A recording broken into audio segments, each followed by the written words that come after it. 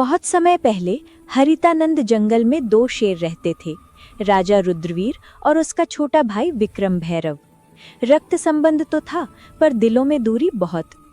एक तरफ था न्यायप्रिय, दूरदर्शी और समझदार राजा रुद्रवीर, और दूसरी तरफ था विक्रम भैरव, अहंकार, गुस्सा और लालच से भरा। एक दिन रुद्रवीर ने जंगल के सभी जीव जंतुओं को इकट्ठा किया। रुद्रवीर, सुन लो हरितानंद के वासियों, मेरे इलाके में एक ही कानून चलेगा। शिकार हमेशा कमजोर और बूढ़े जानवरों का, कोई किसी सक्षम या मासूम जीव को नुकसान नहीं पहुंचाएगा। जंगल तभी फलता है जब हर प्रजाति सुरक्षित रहती है। तभी छोटा सा मीनू चूहा आगे आता है। मीनू, महाराज, शाकाहारी जीवों की हालत खराब है। जिस जमीन पर खाना उग सकता था, उसका कब्जा विक्रम भैरव ने कर लिया है। बाकी जमीन बंजर है। आने वाले दिनों में भूख सबसे बड़ा दुश्मन होगी। रुद्रवीर कुछ पल सोचता है। रुद्रवीर, तुम्हारी बात सही है मीनू, हम उपाय निकालेंगे। अन्याय चाहे मेरा भाई ही क्यों ना करे, सहा नहीं जाएगा। दूसरी ओर विक्रम भैरव का अड्डा। अंधेरी गुफा में विक्रम भैरव गुस्से में घूम रहा था। विक्रम, फट्टू भेड़िया, मेरे इलाके में कितने शाकाहारी बचे हैं? भेड़िया, महाराज, बस एक परिवार, भोलू बकरा और उसका बच्चा, बाकी तो आपके शिकारी में खत्म हो गए। विक्रम भड़क उठता है। विक्रम, तो अब हम खाएंगे क्या? शिकार ढूंढना मुश्किल हो गया है। भेड़िया, महाराज, यही तो आपको पहले सोचना चाहिए था।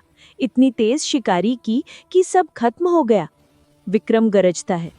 विक्रम, आज मैं भोलू बकरा को खाकर ही दम लूंगा, चाहे वो रुद्रवीर के इलाके में ही क्यों ना भागा हो। भोलू बकरा की खोज। विक्रम और फट्टू रुद्रवीर के इलाके में घुस जाते हैं। फट्टू, महाराज, ये जगह आपके लिए सुरक्षित नहीं। विक्रम, खतरा मेरे लिए नहीं, दूसरों के लिए है। अचानक झाड़ियों में से भोलू और उसका बच्चा कांपते हुए दिखते हैं। विक्रम, भागो मत, आज तुम्हारा आखिरी दिन है। वो हमला करने ही वाला था कि तभी रुद्रवीर बिजली की तरह सामने आ जाता है। रुद्रवीर, एक कदम और इस जंगल में तुम्हारा नाम भी नहीं बचेगा। विक्रम भैरव। विक्रम गुर्राता है। विक्रम, तू मुझे रोकेगा? मैं पूरे जंगल का शेर हूं। रुद्रवीर शांत लेकिन दृढ़ स्वर में, राजा ताकत से नहीं, जिम्मेदारी से बनता है।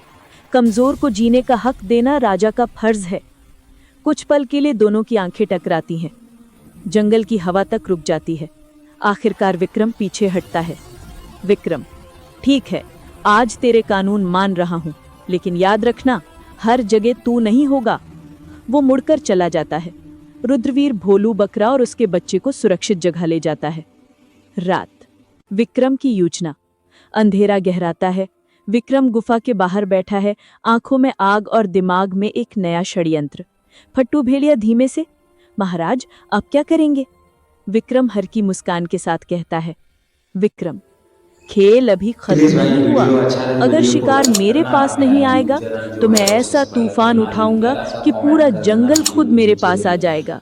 और रुद्रवीर, उसे भी समझ आ जाएगा कि सिर्फ दया से राज नहीं चलता। गुफा में गूंजती है विक्रम की खतरनाक हंसी और आने वाले संकट की शुरुआत।